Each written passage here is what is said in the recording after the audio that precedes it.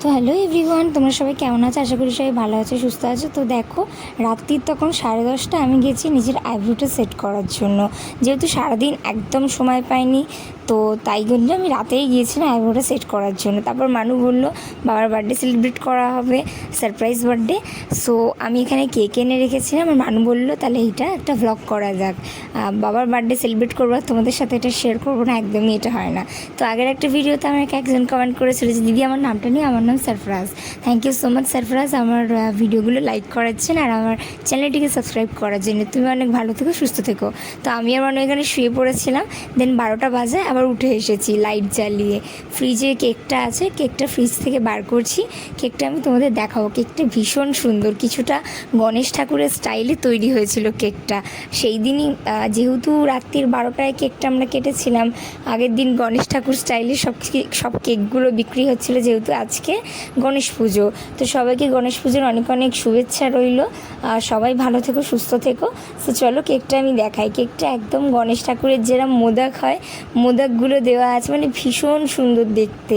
কেকটা চয়েসটা যদিও আমি করেছিলাম, কিন্তু কিনে এনেছিল মা আমাকে পাঠিয়েছিল ফটো। তো সেই হিসেবে আমি কেকটা চয়েস করেছিলাম। কেকটা ছিল ভীষণ সুন্দর, আমার তো এই বছরের কেকটা ভীষণ ভালো লেগেছে। তোমরাই দেখো কী সুন্দর গণেশ ঠাকুরের মতো মোদক দেওয়া আছে এর মধ্যে। মানে বাবার বার্থডে পড়েছে একদম গণেশ পুজোর দিন, আর এমন দিনে বার্থডে পড়েছে যেই দিনে আমরা আবার বেরাচ্ছি পুরীর উদ্দেশ্যে। তো পুরীর ভ্লগটা আমার চ্যানেলে পাবে, অবশ্যই তোমরা চেক আউট করো। কেমন?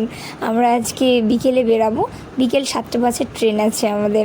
সো আমি ভ্লগটা বানিয়ে তোমাদের সাথে শেয়ার করব যে আমরা কি করলাম সারাদিন। তো আমি দেখো এখানে কেকটা সুন্দর করে সাজিয়ে নিচ্ছি। অলরেডি 12টা বেজে গেছে, তখনও বাবাকে ডাকিনি। সো কেকটা সুন্দর করে সাজিয়ে নিলাম আমি, দিয়ে এবার বাবাকে ডাকবো। চলো বাবার রিয়াকশানটা কেমন হয় দেখি। আমি বাবাকে ডেকেই বলেছিলাম বাবা তোমাকে মা ডাকছে। তো বাবা উঠে এসে একদম হাঁ হয়ে গেছিলো কেকটা দেখে। তারপর আমি এখানে জ্বালিয়ে দিচ্ছিলাম স্পার্কেলটা। একবারে তো জ্বললো না, সেকেন্ডবার এটা জ্বালালাম আমি। সো স্পার্কেলটা জ্বললো। বাবাকে বললাম তুমি কেকটা কাটো। বাবা ভাবছে ফটো উঠছে, তাই জন্য কাটছে না। তারপর কেকটা কাটলো। কেকটা খেতেও ভীষণ টেস্টি ছিল। তোমরা কারা কারা মিও আমরের কেক খেতে পছন্দ করো অবশ্যই আমাকে জানিও, কেমন? আর এই ধরনের কেক কাদের কাদের পছন্দ আমাকে অবশ্যই জানিও, কেমন? আর এখানে বাবা কেক কাটার পর কেকটা নিয়ে একটু মাকে খাইয়ে দিতে যাচ্ছে, আর মা কেকটা যেই হাতে করে নিতে গেল, ব্যাস গায়ে পড়ে গেল অমনি। আমি আবার বললাম হাতে নিও না, দিয়ে বাবাই আবার খাইয়ে দিল।